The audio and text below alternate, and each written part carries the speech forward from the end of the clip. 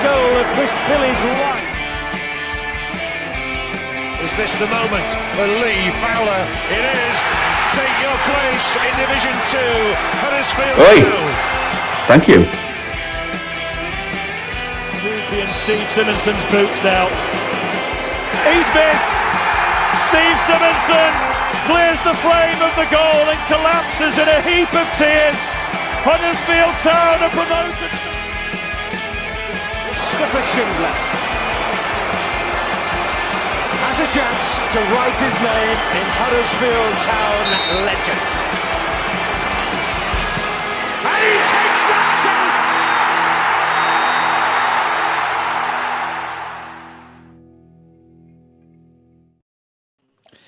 Hello and welcome to the Andy Takes That Chance podcast. It's Saturday night live for the lads, a day earlier than usual. With it being a day earlier, it means we've not really had a chance to reflect and calm down from the result that sees Town fall to second bottom of the championship table with just 1 point from 4 games.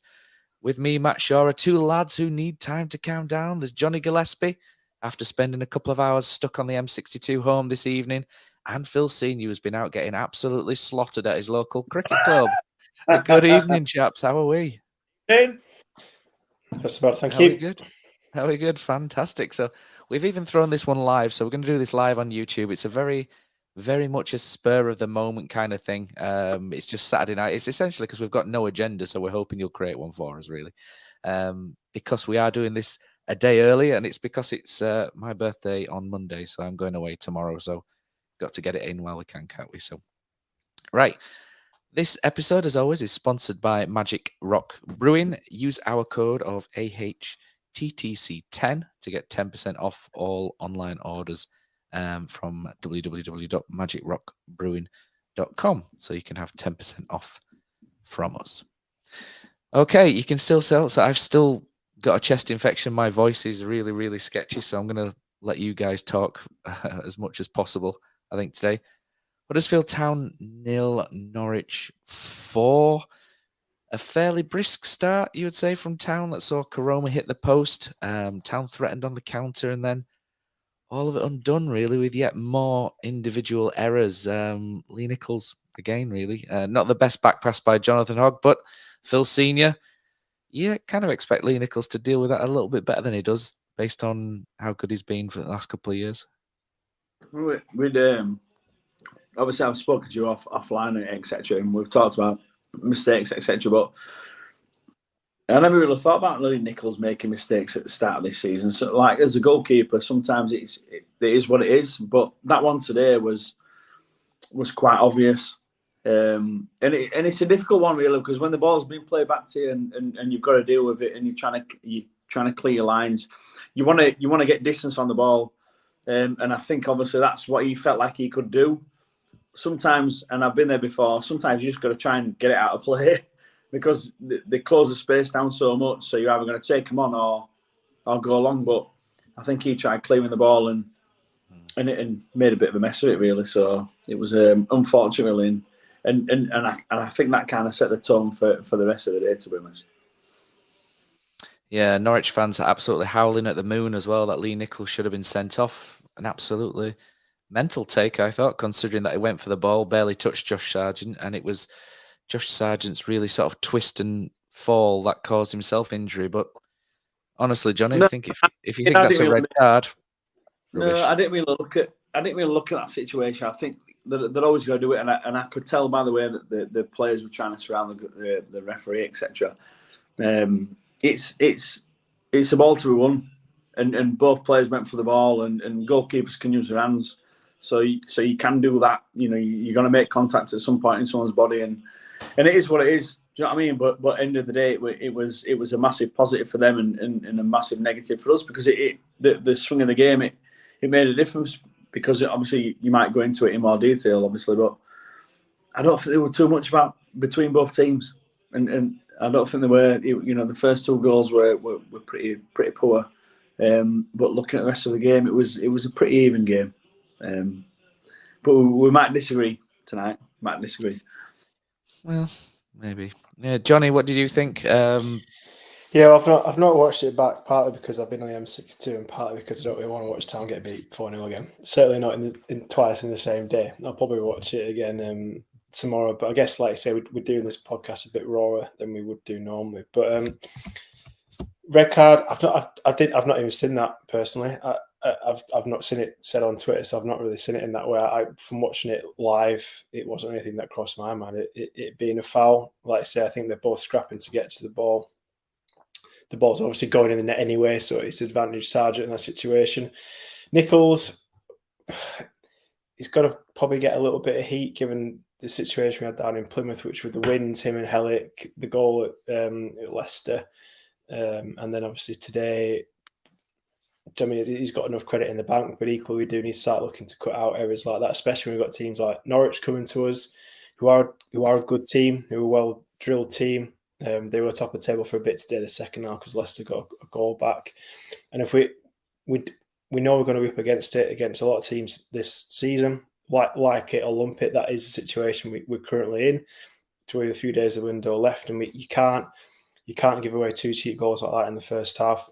We had a bit of a debate, didn't we? I was kind of more in Phil's camp. I didn't think we played that badly in that first half. If you eliminated 2 goals, which weren't being outplayed, there were individual errors, which we do need to cut out, but there were individual errors. There weren't lack of coaching. There wasn't a lack of effort, which Neil Warnock talks around in his post-match. I thought it was a relatively even game. I mean, they were 2-0, didn't have a shot. We had created some good chances in that first half. We looked all right. We got some good balls into the box. Sauber as well, especially put some great balls into the box. We looked a little bit lost in midfield, which we have done for seasons, to be honest. They could pass it around us quite easily. But defence have relatively showed up. We're 2-0 down, but I don't think it was that horrendous. But there comes a situation that we can't keep pointing to mistakes and saying, oh, it's okay, because we do need points. But the second half the game, I think, was quite different. But certainly going in that first half, I thought there was enough fight in that team, there was enough desire in that team. The Clear had a bit between its teeth to actually try and go and get something. Then we go and concede the time we did in the third goal, and the game's gone. But I was more in Phil's camp, certainly in the first half. I thought they showed enough, and there wasn't a lot in it. It was an even game. I mean, Tam could have got back into it at the end, couldn't they, where Angus Gunn makes a pretty good save from Josh Ruffles. But the second goal, again, it's really clumsy, isn't it? The penalty, I've looked at it again. I think it's a penalty. I can't really tell, to be honest, with the angles that it shows. It just everything just seems to fly up in the air, which... Do you know what, though? Do you know what? I think it's a penalty. Yeah, I agree. But in the middle of the park earlier on, there was like a contact between 2 people. So the ball popped up and one person got the ball first, next person made contact, and it would play on. And when you're in the box, I get it. And it was silly for Matty. You know, Matty wanted to clear his lines, and the lad got there first. Just about. Matty's not trying to tackle someone. Matty's trying to clear his lines. And what frustrates me is that when you're trying to play a ball and you think that ball's there, you're not trying to. He ain't trying to tackle someone there. Matty clearly is trying to clear his lines and get rid of the ball, and someone's just nicked in just about, at the right time. And I just think sometimes there's got to be a little bit of common sense that if that lad's touched the ball to try and get an advantage, he's kicked the ball out of play.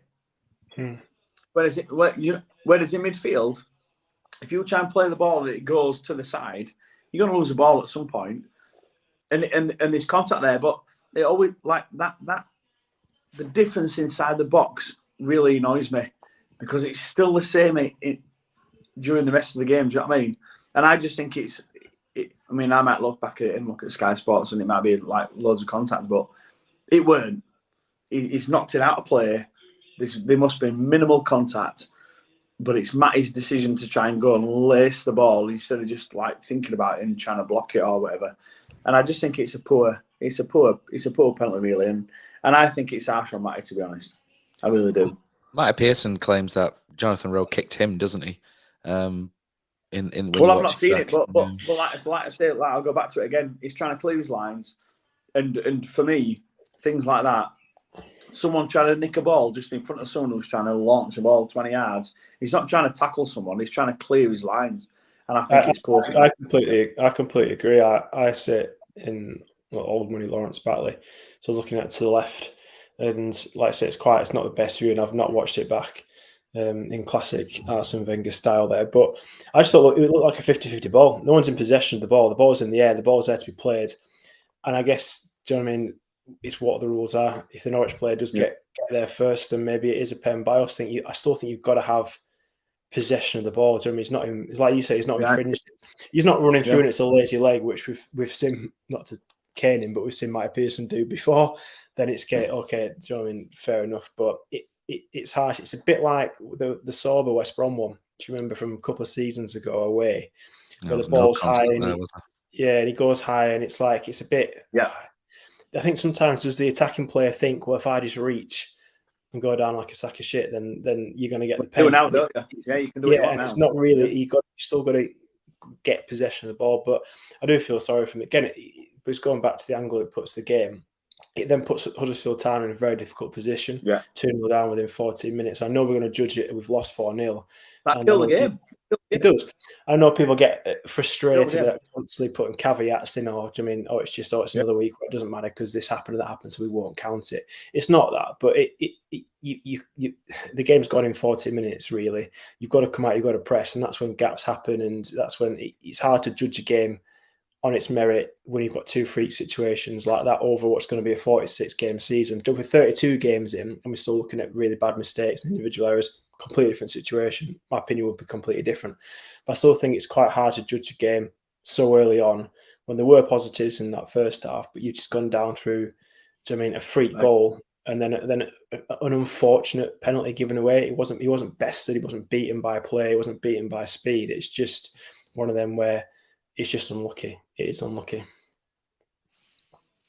Okay, thanks for your comments coming in as well online from all of you. There's a nice picture of Neil Warnock that Aiden's got there that he's thrown in. So after the break, there's another thing with we talk about fine lines. It feels like Mark Fotheringham all over, doesn't it? It's like on another day, constantly. We're saying that at the minute, aren't we? It feels like Fotheringham syndrome, and I hate it.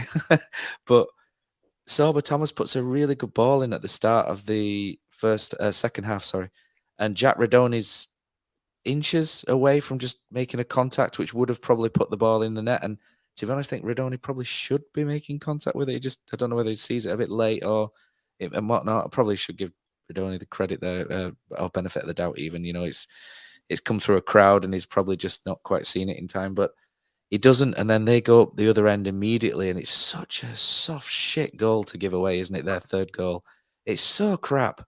They get down the right hand side, we get done down the flanks again because we're too slow at the back.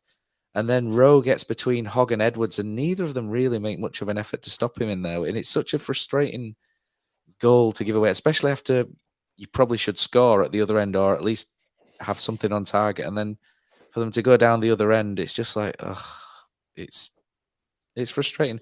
It's just one of those starts to the season, isn't it? It's just while you're going through it, it's frustrating. But I'm sure we'll come out the other side. But it's just things like that, isn't it? Where it's just not going for you. Everything went for us at the end of last season, and it was great, wasn't it? And then just at the start of this season, it's not quite going for us. Little things there whereby it just doesn't hit Redoni's stud, and then straight at the other end, it's in the back of the net, Jonny.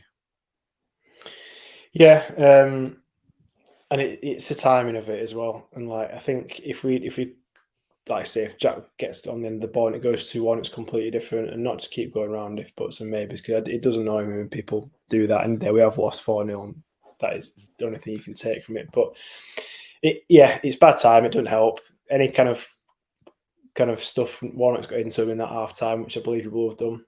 I still think there was a game on in that second half. Like I say, I stand by the fact I don't think we're all that poor in the first half. Just goes like that when that third goal goes in. And I think, I wouldn't say it's heads went down, but I think a little bit of 5%, 10% went out of the players at that point when it's 3. But like I said, it's hard because you don't really know at this stage how to judge it. It's like you don't really know how good Norwich are. They look good today, but it's hard to test it. We've got to be real about where we are as a club at the moment and the quality we've got in the squad and what our goals are for this season. And I think if you look at Norwich being a top 6 team, if this was a game in November, December, and we got beat, maybe not 4, but obviously it's 4 with a bit of weird situation. Say if we went down 2, you probably think, okay, fair enough, move on to the next one. Because it's not, because it's 4 games in, we've sat on 1 point, and we've had 3 defeats. It looks very different, doesn't it? And it's quite easy to get down about it and kind of like just slam the club and slam the team. But we don't know. We could be sat here and people could be saying to us, see, I told you it was crap today. I told you it wasn't good enough because we kind of sat bottom in November. It could be we get a few points. We play a few of the teams that, without kind of getting slammed, a bit more at our level right now, and we can actually get some points over them and we start to climb the table. So it's so hard to judge it. You can understand why people get upset because all they're looking at is the games we've played this season, and ultimately 1 point from 4 isn't going to be the form that keeps us in this division. But I do believe that there is still enough in that squad, in that team, and I think there was enough fight in that team today that we will get stuff against lesser opponents. Go on, Phil. I just think our midfield's too weak. I think it highlighted it today. I think we struggled massively in terms of controlling the ball. We've got a couple of wingers there who are electric, who are exciting.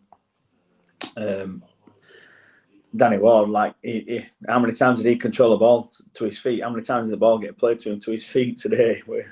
It were crazy. You know, obviously they were a decent team today. They controlled the ball well. They kept possession, but we could not control the ball.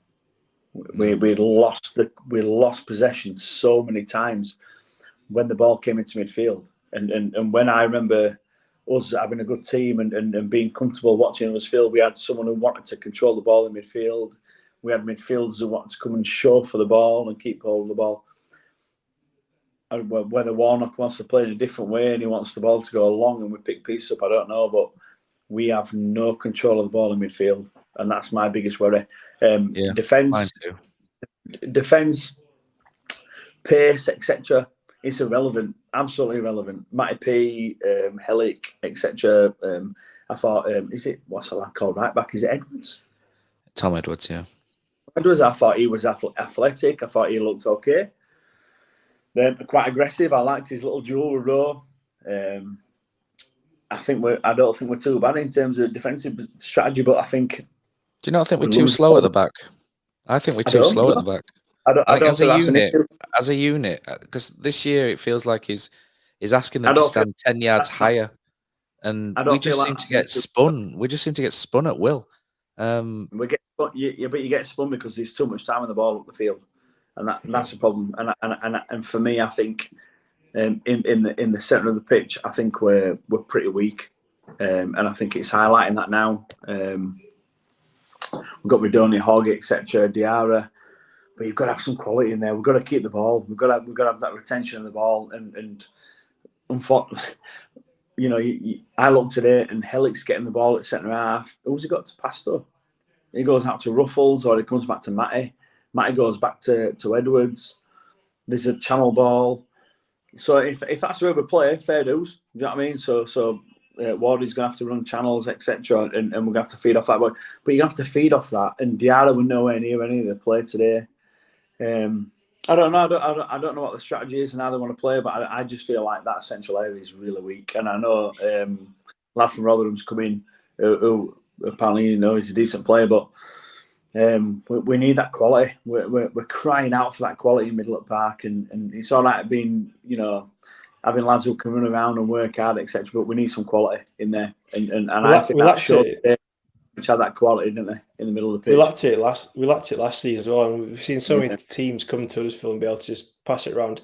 Nothing special. Do you know what I mean, like just 2-3 passes in the middle? Not even necessarily advancing play, but just knocking it around a bit, having a little look, and then going. We've not done that since the guy near the dugout, and it's just when we had like Samoy and Hogg was a bit younger and could just pass the ball. Someone could do that. I know it's not an easy fix, is it? Because these players cost money. But someone in the comments, Eddie Martin, put Kenny McLean was unbelievable today, and I completely agree with that. And he's the type of player who's just confident on the ball. Everything I think likes Redoni. I like Redoni. I like Diarra. but they feel rushed on the ball, maybe because they're playing out of position, maybe not being able to play to their strengths, but everything just seems panicked. They get the ball at the feet, and it's like you've got to run with it because there's no options, and I've not got time to look up and find a pass, or I'll look up and there's no one there to pass to, so I've just got to run it, or I've got to try and sprint, or I've just got to pass it backwards. There's no that controlled, smooth possession where we just have a bit of time to have a look and try and actually engineer something. You could see like Barnes and Sargent from Norwich were coming deep to create space in, and then when Sargent went off, as it Ida, the other striker, came and was doing the same. You can see how we just don't seem to look like we've got any patterns. That's not a slight Warner, but I just don't think the quality to do it. No, do we feel like we're playing a different way to last year? Yeah, definitely. In what way? Well, the system for a start is different. We're playing 10, 15 yards higher up the pitch. We're a lot more engaging than last year. So the man-to-man system is something I'm struggling a little bit with, because you're seeing the likes of Hellick and Pearson come flying out of defence because we're only playing one defensive midfielder. Yeah, but that was only today though. Like, no, we've been doing it all season. We're doing it all season.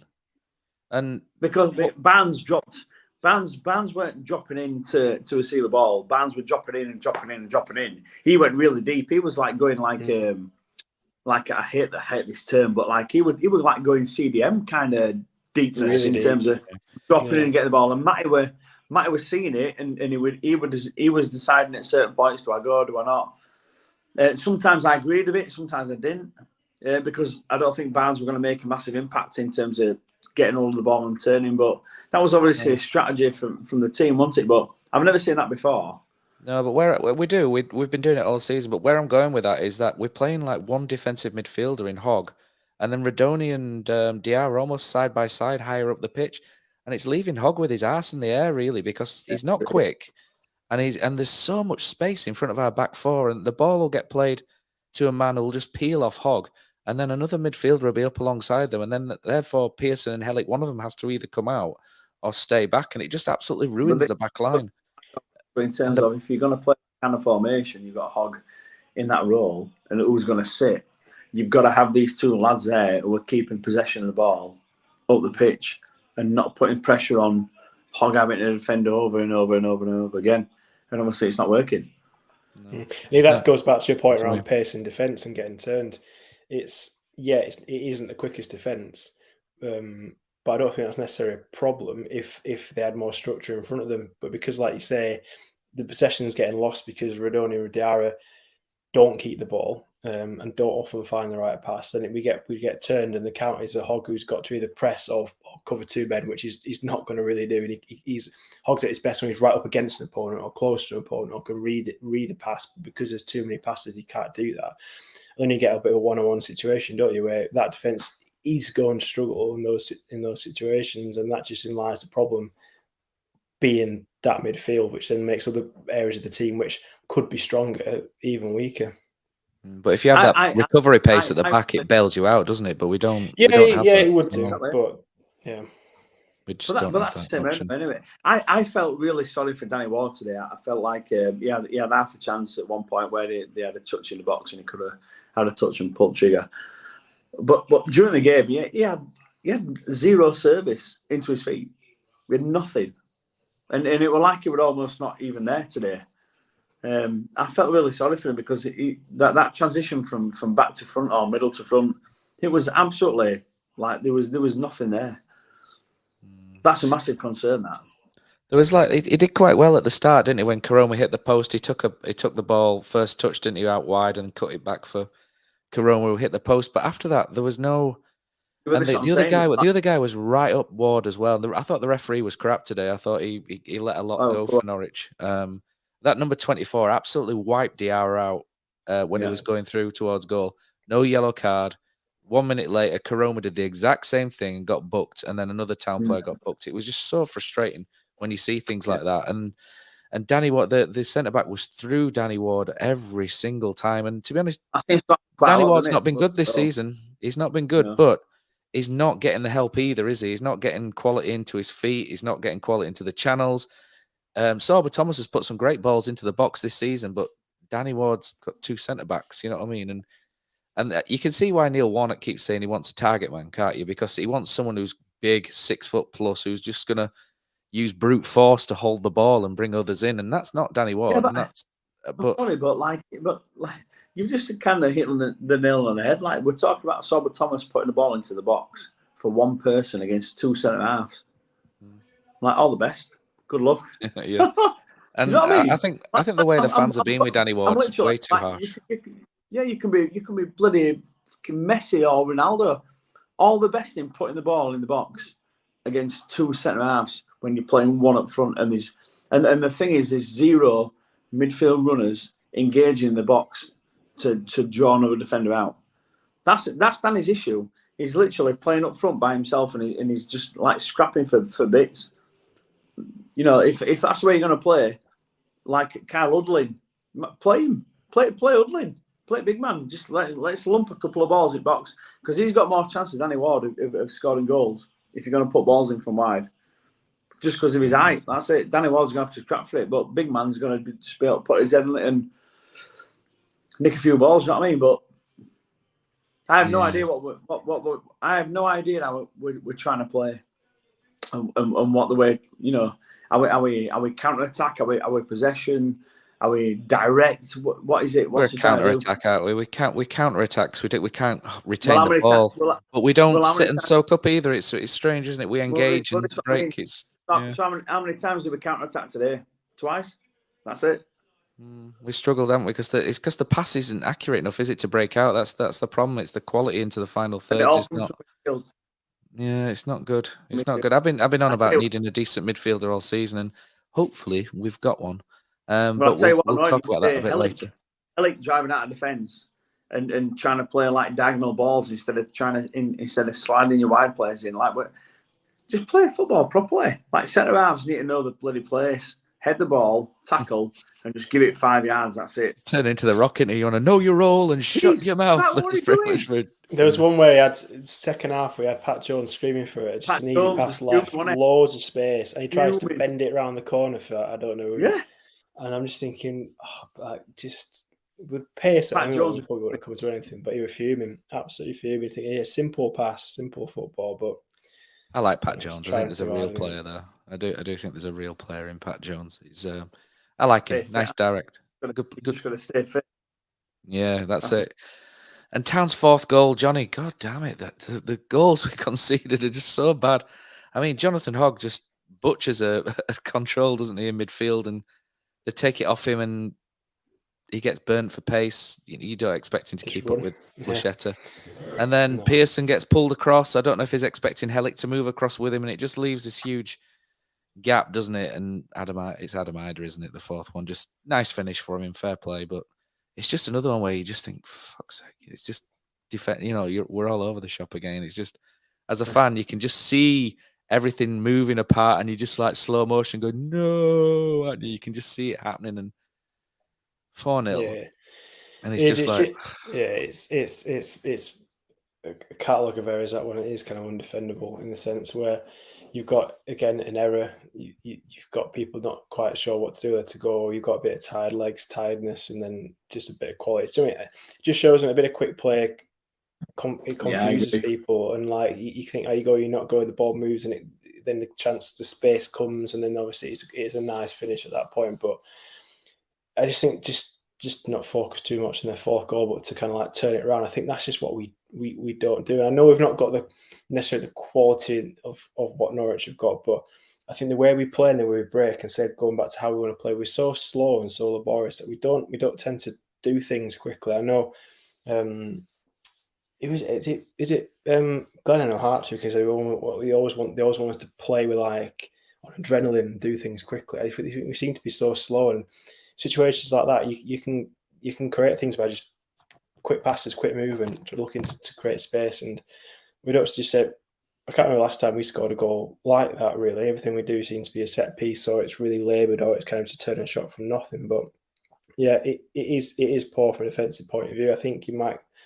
It's a 4th goal, you might just get kind of washed over a little bit. But the 3rd and the 4th goal were poor. This 1st and 2nd goal, I think, were forgivable. But it does show potential weaknesses, potential, like I say, lack of pace. bit of confusion, bit of poor quality, and again in midfield, it's the same things getting repeated over and over and over. It's the same mistakes, it's the same problems, and yeah, it just hopefully we can get it straightened out, stop making our own mistakes, and get a bit sharper, and against a slightly lesser team, come away with something hopefully. Can you guys see all these comments from other people on here? That's me putting them in the screen at the bottom, Phil. Someone call Phil a whopper and I'll put it on the screen for him. There's some class ones here. Absolutely brilliant. What do you want to talk about? You can talk about some of these if you want. So we let him. People are commenting on the feed. So thank you very much for staying up late. No, they're brilliant. Someone commented on Danny Ward and saying he's useless. He never got a ball passed to him all game. There you go, Aiden Tate. There you go. Tate, why not do subs at half time? I mean, we weren't really out of the game at half time, were we? It was one of those where if Redoni scores, it's different. But I don't know. He answered that, didn't he? He answered that in his press conference. Hogg asked him. I always think Hogg's a bit scared to ask Warnock some hard questions. I'm sure he's not. But he kind of said, "You think about doing your subs earlier?" And Warnock kind of said, "Absolutely not. I thought everyone's giving everything they've got to give, and we're doing all right." So I mean, subs at half time. Can't get me around that. Subs at half time for what? For the lads played well. The lads worked hard. It was 2 crap goals. So are you going to sub keeper for kicking ball at someone else? Or you know what I mean? I don't get that. I don't know. Maybe you could throw another ball. I watched it at half time, and my mate got me a beer. He like, text message, obviously, a few beers, drop beer, and we stood there, beers in hands, and I says, "Do you know what?" I says, "Both teams are even." Because it were. There was no difference in either of the teams. There was no major quality. There was no dominance. Both teams were even, apart from 2 poor goals. That was it. I thought they kept the ball a lot better than us. To be fair, they moved us around quite well. Yeah, but that's the way they want. Like we've mentioned it before. That's the way they want to play. Wagner's way of playing. We've seen it. They want to keep the ball. Centre half puts his foot on ball and stands there for a while. That's the way they want to play. We don't play like that anymore. And I just think it was pretty even. I don't think they weren't dangerous. I was worried watching, obviously, the first half, and apart from the 2 goals, I think it was just pretty. I think it was pretty even, and I think it just showed that. Again, there's no massive differences in this league, really. I know it was 4-0, but 2 mistakes makes a massive difference at the start of the game, and then the rest of it is history because you're trying to push for a few goals at the end of the game. You were talking there about in terms of Hogg losing the ball, but you make mistakes there where you wouldn't normally make mistakes. But I don't think it's cause for concern. Do you know what I mean? I think that there are some positives there in our team. It's there to see, and I think, like I said, this new signing Wiles and maybe lad up front, he looked quite lively. It could be a change of season really, but we haven't had an easy start really, have we? No, I think in perspective, it's not been an easy start at all. It doesn't really get much easier next week as well when we go away to West Brom, who beat Middlesbrough 4-2. So what a lovely thing the fixed computer did for us this year. Leo says, "Why wasn't Hudlin even on the bench today?" I Lee, to be honest, I'd have had him on. He's a difference maker, but yeah, they didn't comment, did they? When they put the team on, they mentioned the can't remember who, but the few people. I think it was Osterfield got put on. Osterfield was on. Yeah, they didn't mention Hudlin, and I personally would have him. Yeah, my missus came to the game for the first time for years, and my little lad said, "Wait till you see this guy called Hudlin. He's massive." And we're sat there during game, and she goes, "Is that him?" And it was Helic. And he told her he's a striker. I went, "Well, he's a defender, so that can't be in, can it, Rich?" And she went, "Oh, right, okay." I says, "You'll know when he comes past because he's absolutely huge. And he never came past." And I couldn't believe that. So he must be injured, surely. No, he was there. He was training. He was stretching before the game and stuff. He was moving around. I think it just seemed like Osterfield was preferred on the bench over him. But I think a lot of people in that club rate this Hudlin quite highly, to be honest. Yeah, I like him. I like what I've seen. What else have we got? Let's see what else we've got from people. So Aiden Tate says, "I've got a question, Phil. Do you think Warnock will last a full year at Huddersfield?" Don't know. I think it'll be up to him whether he does. Yeah, I don't know. I think it will. I think It's it a good will. I question. think it will. Yeah, I'm not sure. I hope he does. Because if he stays the full year, then we've done all right, I think. So, yeah, I hope he does. Johnny's staying quiet, but I no. He's saying quiet, isn't he? I I think Johnny it- looks like he's in hairdressers. I was just about to say it that. looks The like shirt he's wearing looks like one of those things you wrap round, don't you, when you're about to get your Wrapped haircut? round. Yeah. That's why I was late. No, I think he will do a bit like you say, Matt. If he stays, At do you the know what I mean? salon. If he stays, yeah, it's just 1 second. If he stays, then obviously we've done all right, haven't we? But I don't think we're in a position in this season where you're going to want to make a wholesale change. To be honest, I think if we bring in this random striker, we might take a chance on, to quote Warnock. Then it's going to be a tough season. And I think Warnock's probably I know people think we're in a Warnock bubble, and because we've got Warnock, everything will be all right. But I do think there's better. I don't think there's much better out there that we could attract right now for the club who's going to do much better than Warnock. It's not, if you want him to watch like sexy football for the next 21 games, whatever it is, then it's not going to happen. But for someone who's going to just get the club and get it to survive next season by doing what we need to do, I think you'd probably stick it out. I think you'll have a lot more time than anyone else. A few people have said, I mean, like if it wasn't Warnock, there'd have been a few boos today, and people get a bit more antsy. So I think he has the gift of time as well, being Warnock and being what he did last year. But I think it'll stay. Whether it turns a bit bitter and it gets a bit not nasty, but it sours a little bit, possibly. I could see that potentially, but I think he would stay at the end of the season. The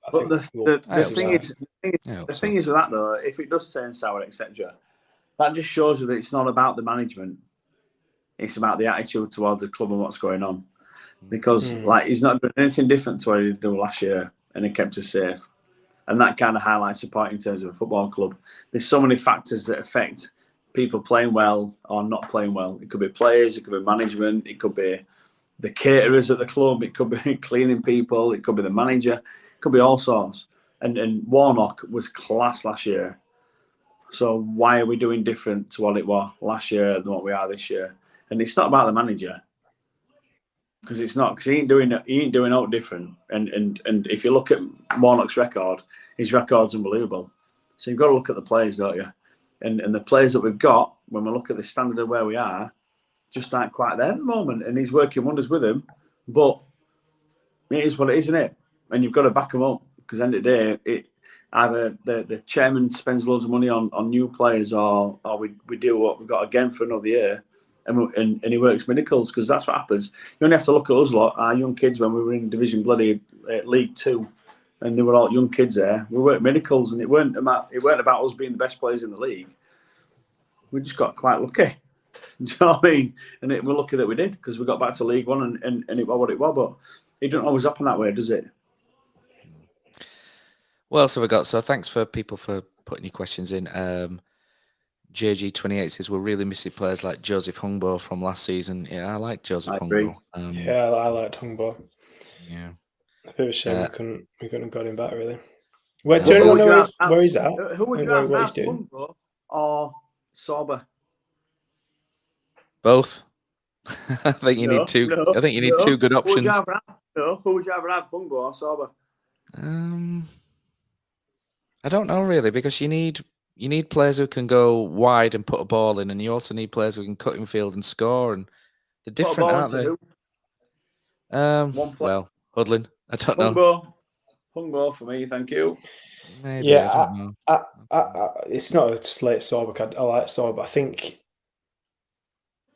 from what I've seen over 2 seasons, well, not 2 seasons, the last season was Sauber, and what we had this season, and then what we saw of Hungbo during half of last season, I probably would sit just in the Hungbo camp. But that's not. I'm not saying I dislike Torb. I think he's a useful asset as well. But yeah, he'd get at players. He'd be a threat. Sauber at the moment for me. I mean, I've seen him a couple of games live, obviously this year. He's not the kind of threat we need. It's the pace I think Hungbo had as well. I think adds to his game that bit more, that bit of pace that he had. Yeah. Karoma, Hungbo, either side, scary. Quite name. Right, okay. Ben Because we're doing this on a Saturday, we don't have a Norwich fan for an outsider's view this week. But let's take it for granted that they're absolutely delighted. Talking rubbish about Nichols that should have been sent off, and being incredibly unkind about our fans in our stadium. But que sera. I thought Norwich looked all right. Yeah, I thought Norwich looked all right today. I kind of hope they go up because it means David Wagner's still got it, and I've been fighting David Wagner's corner for the last couple of years. So all the best to Norwich. Kevin Nagel's tweeted again. It's an interesting one. I'm not sure. Since we started. No, not since we started. But he's put that was a total drubbing by Norwich City. Unacceptable. Town supporters deserve better. I believe the squad is better than this. It's probably quite an innocent tweet, I would imagine.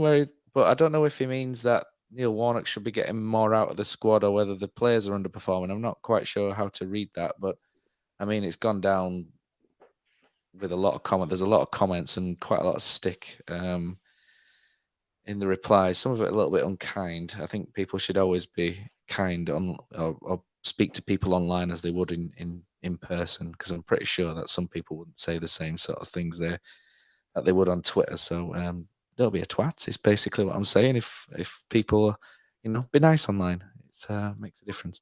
But yeah, I'm not sure where he's going. I mean, I don't really think the squad is much better than this, to be honest, Johnny. I think this is the squad, isn't it?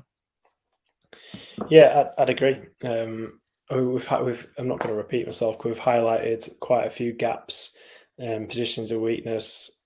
I mean, position where we've not got a lot of depth already. I think it is. I think it is weak. I think if you going back to Warnock last in the year, I think if you'd Nagel and you kind of, if you Warnock and you're thinking, right, okay, you want me to do the year, what am I going to have? Who can I bring in? Not necessarily names, but a bit of an idea on budget, a bit of an idea of quality where he wants to add. I cannot imagine for a second Nagel said, right, we'll bring in a reasonable second choice keeper. We'll get a winger that no one's heard of a few days before the window closes. Potentially all right midfielder, but we're still going to be shopping around for a striker. Anyone who wants to come to the club on the 26th of August, I can't imagine Warnock saying, yeah, that'll do me. I'll take that for the 12 months. Because it's not really. This squad is always. I think it can be good enough to stay up if everyone's getting 100% like it was last year. But if you start to have players who have a little bit of a drop off, or for whatever reason aren't 100% on it, or take a few knocks, it's weak. And going back to the guy who said about changing things at half time, you're looking at that bench and you're thinking, all right, you've got maybe one or two younger lads like Pat Jones, bit of excitement. But I wouldn't say Pat Jones is significantly better than Thomas and Koroma right now, with the amount of minutes he's played for Town. So you've not got really anybody you can really change it to. So I think this squad on paper and what it's likely to deliver is going to be in a battle. And if it overperforms, it might finish, 18th, 19th. So I'm not quite sure on that one. I guess it's like most of Nagel's tweets. They're quite hard to understand exactly what he's meaning by it. Whether he's trying to just be a bit like supportive, or he's trying to like just kind of endear himself to the fans, like he's not too happy clapping, and he recognises things that aren't great, or if he's actually having a pop at Warnock, which is probably a bit dangerous to do. Yeah, not really too sure. It's probably not, isn't he? I'll probably dare say it's not. It's just you don't know how to read it. Yeah. Exactly. You lose nuance. Twitter's not great for nuance, is it? That's the No, yeah, you don't. Yeah, exactly. Which is probably why you shouldn't be on.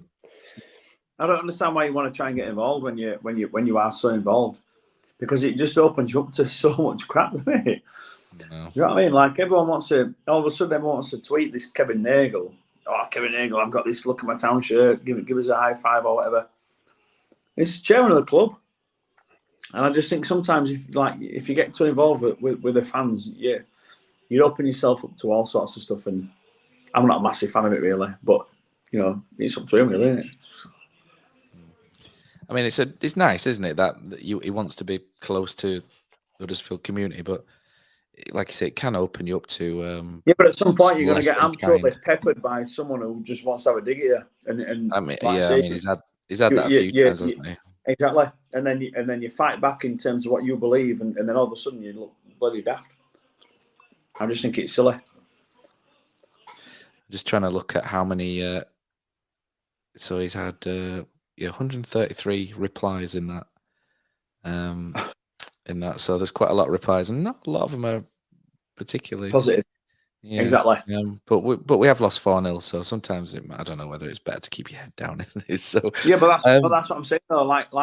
So when do you tweet when something's good? Yeah, then you get slagged off for hiding, don't you? When things aren't good. Exactly. I've seen that. Yeah, it's like singing songs in Cowshed, isn't it? Do you know what I mean? We only sing when we're winning. You know, it's one of those, isn't it? It's you. Yeah, I know what you mean. You only tweet when you're winning. I had you some stuff. When you're winning. Yeah, I had some stuff prepared on like XG and stuff, but I don't really feel the need to go into it in too much depth because we've covered a lot of it. But there was some stuff online during the week saying Huddersfield were 4th for XG in the league. We weren't. I looked at the XG stats and we were nowhere near. FootballXG.com has us 14th for XG, not 4th, and now 15th. FB Ref, which is quite decent, has us not much higher as well. XGA, expected goals against, we're 4th bottom. Which indicates that we are shipping quite a lot of chances at the minute, but we have had a tough little run. So I don't think we can take the 4 games and kind of really add too much meaning to it yet. So I don't really want to go into too much detail. I just wanted to correct that. It's a tough one I think it's a tough one for the players and for the fans as well. I think the fans obviously want us to, we've got this new Warnock era and we want us to see us start a little bit better. But it's been a tough start. It's been and it's a long season. But like I've only seen like a couple of games, but apparently we've been playing well, and that's the main thing. As a squad, like how we're working between the squad, defence, midfield, etc. to attack, and I just think it's we want to see results, don't we? Early. We want to see these points on the board early, so we have a little bit of breathing space. But like you said before, Matt, I think Warnock's a bit of an NC, and he's going to make a difference, hopefully.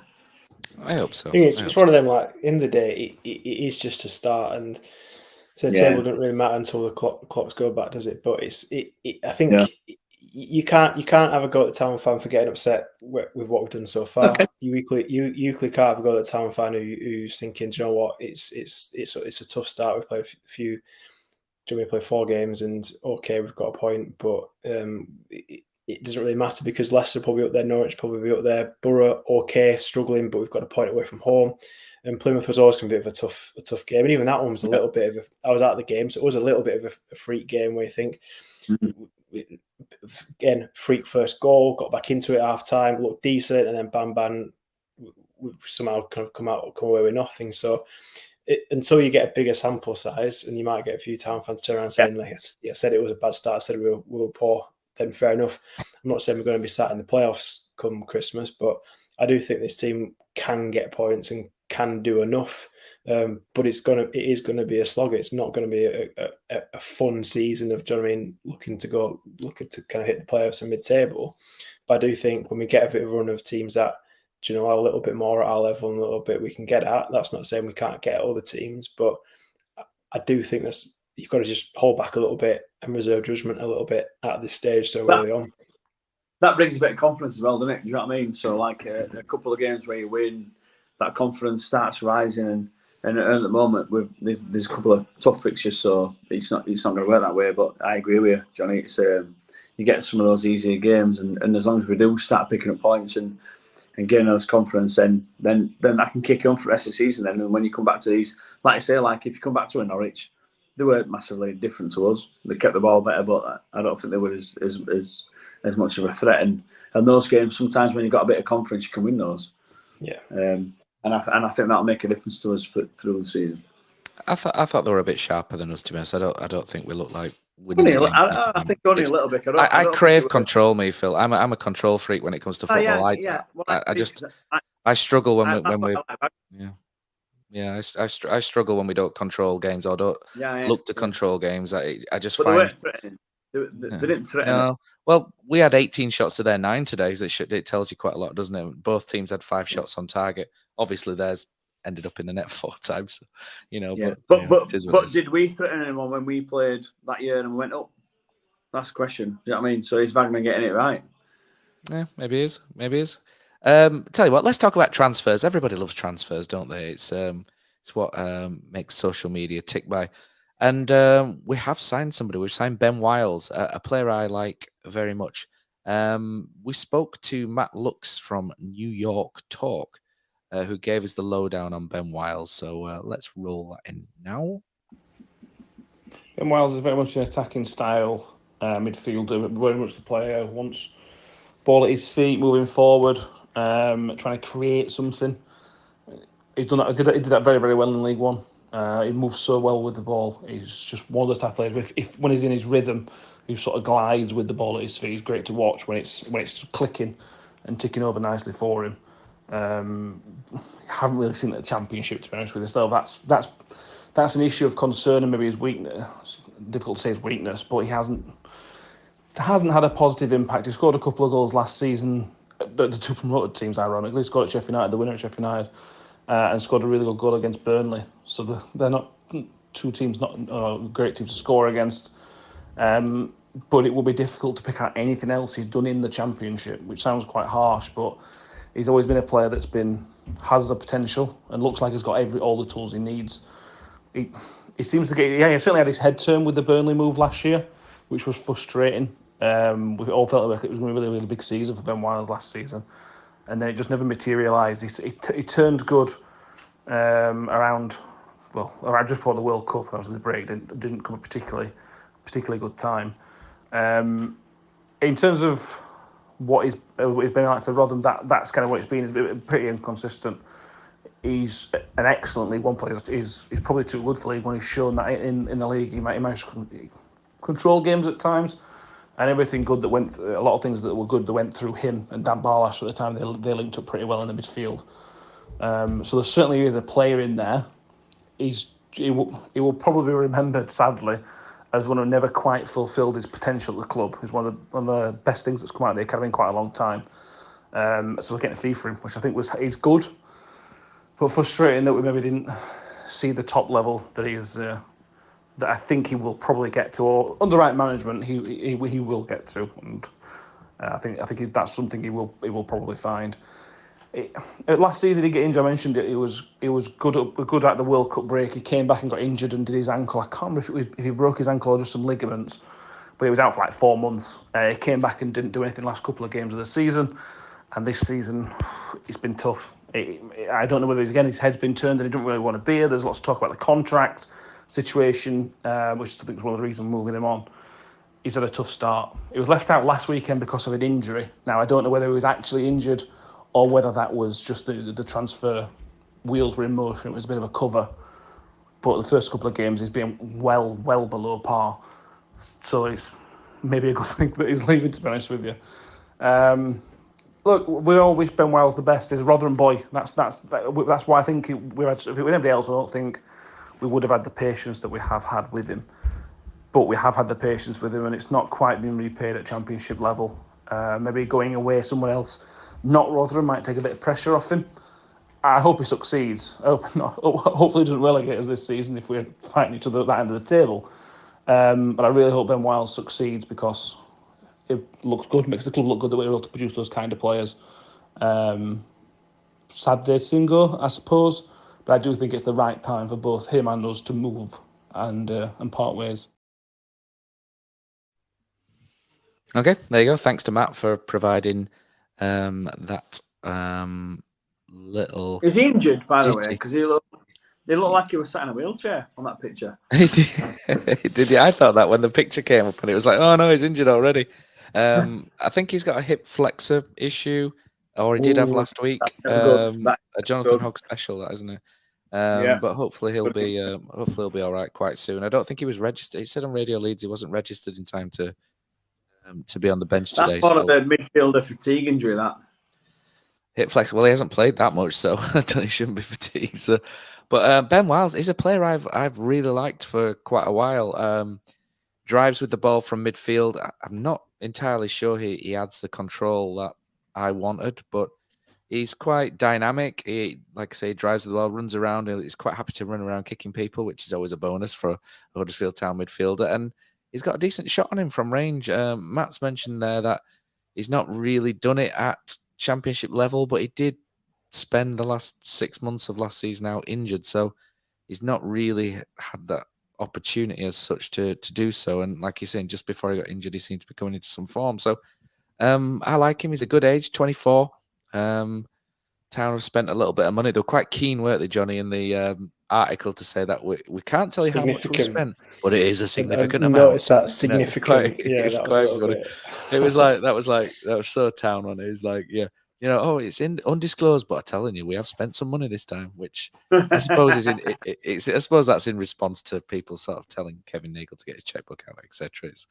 I suppose that's them going, we have got our checkbook out, calm your skin.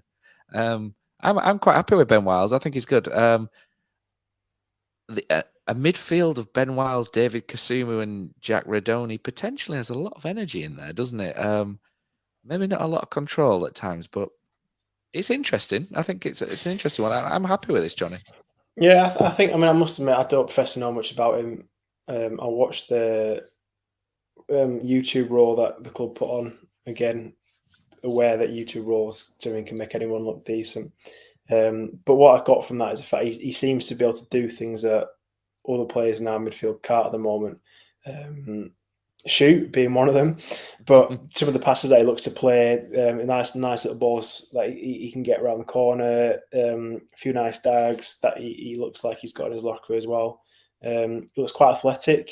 He looks like he can move and get around the pitch quite nicely as well. So, yeah, I think it ticks a box to a certain extent type of midfielder we are looking for. Like I said, maybe a midfielder that can control, kind of take the ball, spray it out, take it back and move it across to the side of the field as well would be useful. Not saying he's not got that in his locker, but that would be good just to add that to that list. But yeah, it looks all right. It's nice to actually pick a player up who's been playing Championship football. Spend a bit of money on players. We don't have to spend money on players. We know that doesn't necessarily mean they're decent, but it's nice to actually get a player in that we've paid a fee for rather than just get picked up because nobody else wants them. Interesting that Burnley were looking at him. I think Burnley have got probably the best recruitment team in Championship history, given what they've got and done. Some of the players they brought in from far and beyond are absolutely unbelievable. So if they were even if he was a cast off, he's probably definitely decent enough for us, given how good the quality they brought in last season. But yeah, I think he looks a decent signing. I'd question if it's a whole lot better than some of the players we've let go. Looking at Holmes, who's scored today, already got a couple of assists to his name. Yeah, he's a bit younger, but I don't know. Maybe I'd like to have kept a few of those players in and added players into them. I still think we kind of let a lot of players go. And we necessarily fill in spaces with not necessarily a whole lot more quality, but time will tell. But I do think, like I say, we can get Kasumu fit, get Redoni play where he likes to play, which I think he's much better in coming a bit more high up the field and not having to kind of do a bit more of a CM role and bring this guy in who can do that. It starts filling gaps. It starts filling in positions that we've asked for. So, yeah, it looks a good signing to me. And hopefully he can hit the ground running. Hopefully it's one of them I'm about to move injuries, not an actual injury, like the guy in the Rotherham fan said. Phil, you're on the scran again, aren't you? Had your tea and your supper and all sorts while you've been on the podcast again. Mate, come on, I'm always eating. I don't know how you can eat that much. If I eat that much, Phil, I put stones on, absolute stones. But Ben Wiles, I like this transfer. I just said to Johnny that I like the transfer, Phil. I don't know what you know about Ben Wiles. I know you lurk in South Yorkshire sometimes, don't you, at the other side of the border? But I don't know if word spread to the senior household. You messaged me about Wiles, and my response was what? Who's he? I had no idea who he is. And this is the insight we bring to this podcast that we bring. Well, the thing is, you know about everyone, but I don't. So I can only tell you what I see, and I think I don't know. I just feel like sometimes you've got to pick players who are going to suit your formation and what you want. You've just talked about Dwayne Holmes there, and Dwayne Holmes is a perfect candidate for like a they call them a cam now, don't they? Someone in behind striker and who can drop into little holes, and he weren't really used properly at Town. He were a bit more structured, and this Wiles is Wiles more of a player who's playing a 4-4-2. Has he played 3 in the middle? Where does he play in the 3 in the middle? Well, does he? Whereabouts in the middle does he play? Either 8 or 10. He's been playing for Rotherham. They had a really good midfield. They had Ollie Right, so 8 or Rathbone. 10 is absolutely nothing to me. So do you mean like 10 plays in behind striker? Yeah, he's played behind a striker, and he's played as a more attacking 8, like Radoni's doing at the minute. So he's played. Isn't that where Radoni's like favoured position though? Isn't that Radoni really?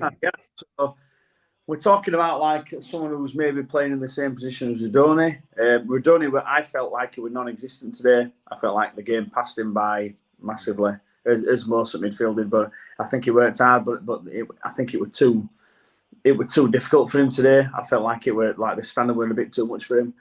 So are we looking at like someone to take his place or someone to play alongside him? So Hogg sits deeper or Kasumu sits deeper. So we've got I think two Diarra players would be. I think Diarra would go out. I think Radoni would play higher, and Diarra's going to go out. But I think Diarra, if he's used well, is an absolute weapon.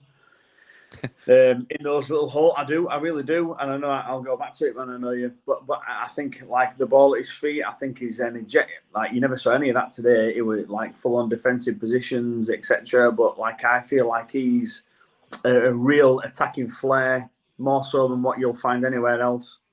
Final ball we can question, but I just don't understand what we're looking for and what we're looking at. And this Wiles, fair play, we spent, obviously I don't know how much money it is, but I think we've probably spent a bit of money on him. We've gone chasing for someone who's probably the best player in another player in other team's team kind of thing, which is what we should be doing. But I have no idea. I have no comment on what he's going to bring to us because I don't know anything about him, and I don't know which way we want to go as a team anyway. I don't know what we're missing. You know, it's hard to explain that, but I don't know what we're missing in midfield. What are we missing? Are we missing a defensive midfielder? Are we missing someone who can go forward and attack? But at the same time, you look at today's game and we missed a player who can do everything, really. Who can keep hold of the ball, attack, defend. I think that's what he can kind of do, really, Ben Wiles. Why is he not playing in the Premier League then? Well, he's not that good, but he's good enough for us. But he's. I'm trying to say. I just think. I just feel like it's. I don't know. It's a tough one to fill, really. We've got a lot of holes that we need to fill. We've got a lot of money that we need to spend, don't we? It's like a road. Yeah. Like, where would you start? Maybe it's a good start. Where do you think we're short then, Phil? Because I've thrown that out to people watching us on YouTube. Where do you think we're short? Because I think I think the pace at the back's more of an issue than you do. Because I think one-on-one, when we get isolated one-on-one out wide, we Edwards and Ruffles have struggled, and we've let a lot down the flanks. I'd like to see Nakayama at left back at some point when he's fit. I've never worried about pace at the back. I think if you've got a unit at the back that's controlled and understands the way they play, etc., I think the back four can speak for themselves. I think that you're only going if you get past your fullback and you get to the byline, there's another phase of play that's going to happen from that. And as long as you understand where you need to be or who you're marking, etc., as a back four, I think it's pretty simple. For me, the midfield is a massive issue. It's a massive issue. It's so badly balanced as well, isn't it? Our midfield, we don't have. We seem to fill the squad sometimes with a same kind of player, don't we? Yeah. We've been really guilty of that in the past. Whereas I was going to talk about that Rotherham midfield that they had when they had Rathbone, Ben Wiles, and Dan Barlasser, and I thought that was such a good midfield. I was banging on about that at the start of last year, like it was a top 10 midfield. And they've got Rathbone. Go on, mate. When I was watching today, and I thought about this because obviously I knew I was on tonight, and we were talking about it. We in the last when we were doing well, we had a number of midfielders that would come and show for the ball and wanted the ball in positions, and you play the ball into midfield, and midfield would come and close that midfielder down. The ball would be played somewhere else, and would create space elsewhere. I felt like today that it was literally let's play across the back. No one showed for the ball because they really didn't, and then it was like a lumped ball into channels. Now that's fine if you're going to play like that, but you need the players to do that.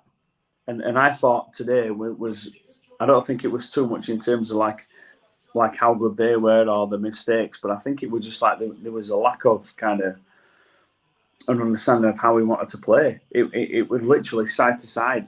If you watch it back, the ball very rare. If it didn't go to Hogg in midfield, it never ever from the defence went to Diarra or Rodoni.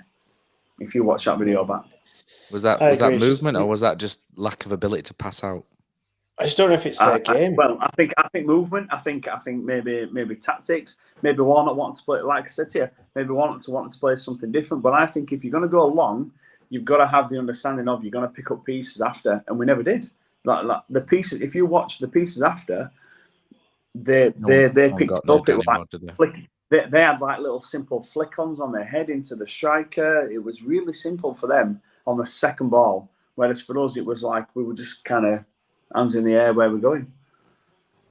See, I think that's a problem. Because I again, correct me if I'm wrong, but I see Diarra's strength more as a number 10, and so like a cam in old money Phil, and then like same with Rodoni is more as a number 10 or a cam. And it's a very different skill to. I know they'll still take the ball in the half turn, players as well. But it's a very different part of the field, even though it's in that area. When you get the ball, you're looking for something very, very different. And I just think we don't really have a player who can come and take the ball off a centre back, move it up a little bit, take it and do a quick 1-2 and make that space. We just don't have a player who can do that. Do we want a player who does that though? Does Neil Warnock want a player that does that? That's the question. And maybe not, But I think it would take a lot of pressure for the team if we did have someone who could do that. Someone who could just. Well, we don't think we have a player who can retain possession. Yeah, exactly. Retain possession. That's it. Put the foot on the ball and just play. You're right in what you say, because the balls that came out, they're all like low percentage chances, weren't they? Like the ball comes up and he's got to control it. You've got two, like obviously Norwich press because we know what Wagner does. So the ball comes to Sorba. He's not got a whole host of options. He's getting pressed quickly, and then we lose the ball. And it's just a bit of like going back to your kind of wants from football, Matt, is that control. And it's not to say we need to have 80% possession. It's just we're controlling and finding out a little bit of space, looking for a little bit of space, looking for a mistake, a player out of position, someone makes a run. And like I said, that might not be how we want to play, and that's fine. But it just, everything just looks so rushed, it looks out of control, it looks panic, and that could just be down to lack of quality. There's not quality. When we go 1-0 up and we're under the cosh, you need a player like that, don't you? Just so the ball doesn't keep coming back. And you can see that happening, can't you? When we get 1-0 up with 5 minutes left, we're just going to be absolutely peppered because we can't keep hold of the ball. It's a hot potato. And our passing has been so bad for so long. We literally had 5 midfield. We finished third with a midfield that couldn't pass water. It was amazing, wasn't it? I think that was basically because Lewis O'Brien could dribble from one penalty box to the other and set us up in the final third. And because Dwayne, as much as I like Dwayne Holmes, he couldn't pass the ball short 5 yards. It was phenomenally amusing how bad him, Sorba, Lewis were at short passing. And we've never really been that great. And Lee Oates says what he'd like is a proven striker and the bald wizard to come out of retirement. I mean, everyone would love the bald wizard to come out of retirement to play for Huddersfield, won't they? No one more so than me. But but we're talking about a proven striker. But you've got to get balls into the. Danny Ward had 0 passes into him today. He had nothing into him. Everything's. We need someone who can just do it all themselves, can't you? Because he's not going to have anyone do it for him. We need Harry Kane then. Let's get Harry Kane. Yeah. We need to unearth a Harry Kane from abroad. If you give Ward enough chances, like I know Chicken did a lot of this when he was getting quite a bit of heat, Danny Ward. But if you look at his conversion rate, not look at this season. But his conversion rate certainly in up to the Corbrand season for Cardiff and then for Town, it wasn't bad.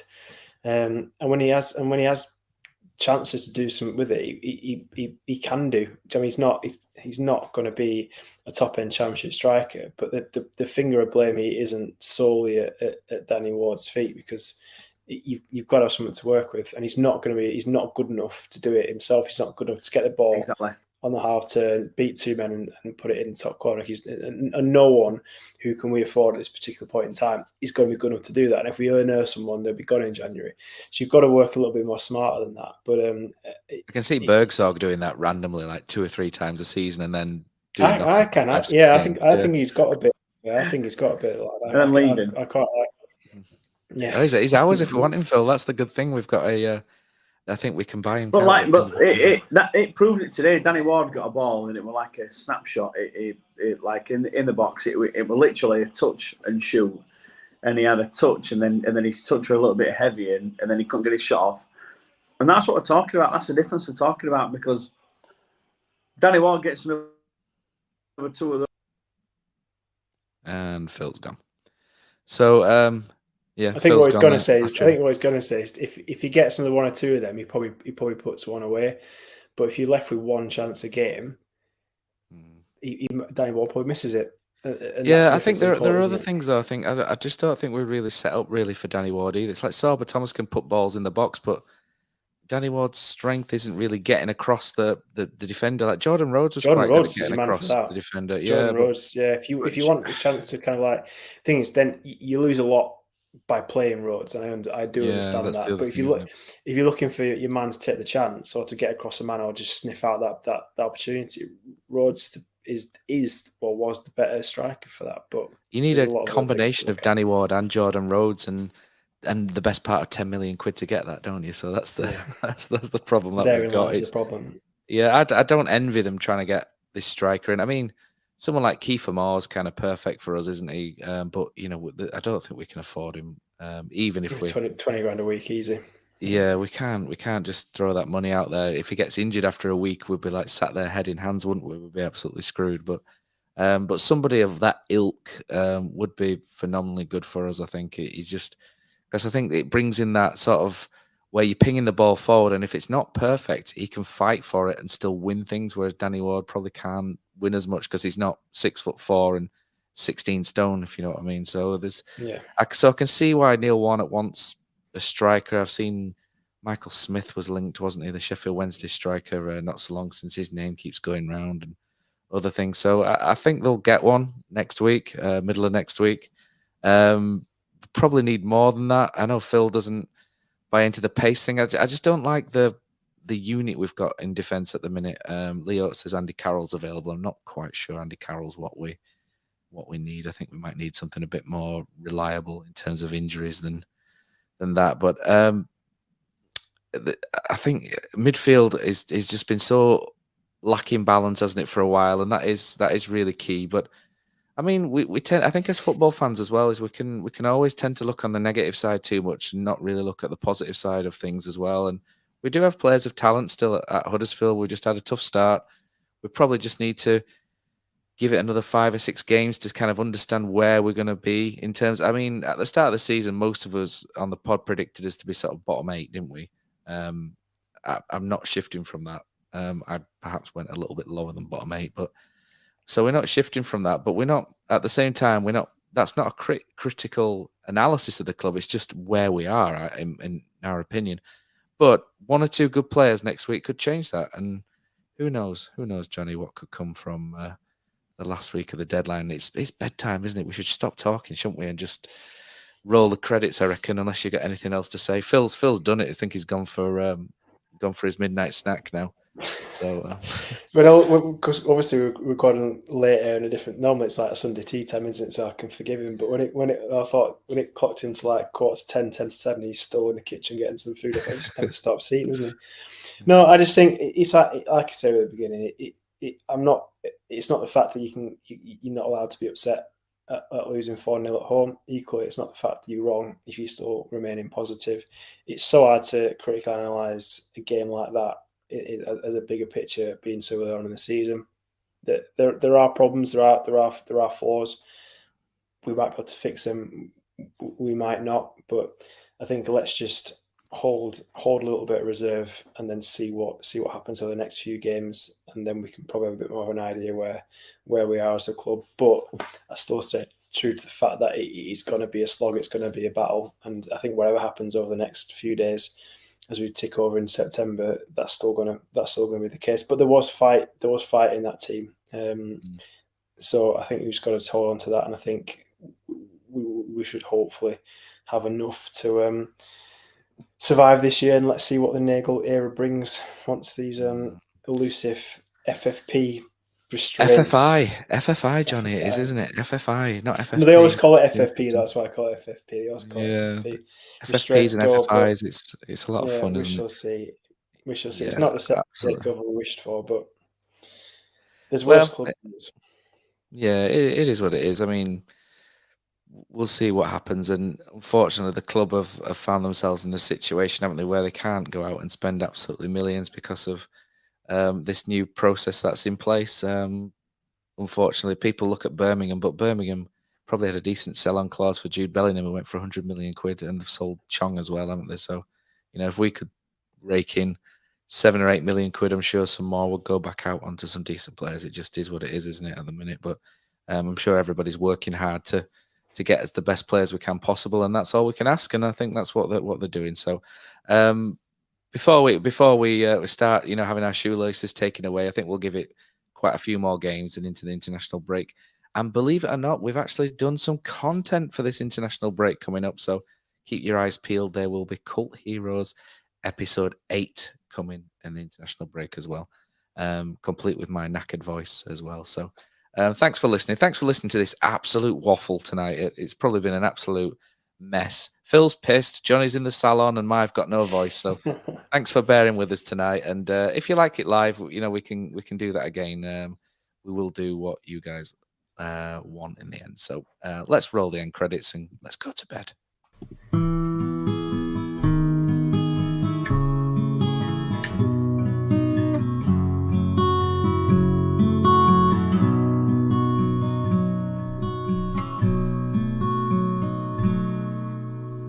There's a team that is dear to its followers. The colours are bright blue and white. They're a team of renown, and they're the pride of the town. And the game of football is their delight. And all the while upon the field of play, thousands loudly cheer them on the way. Often you can hear them say, who can beat the town today? And then the bells will ring so merrily, every goal shall be a memory.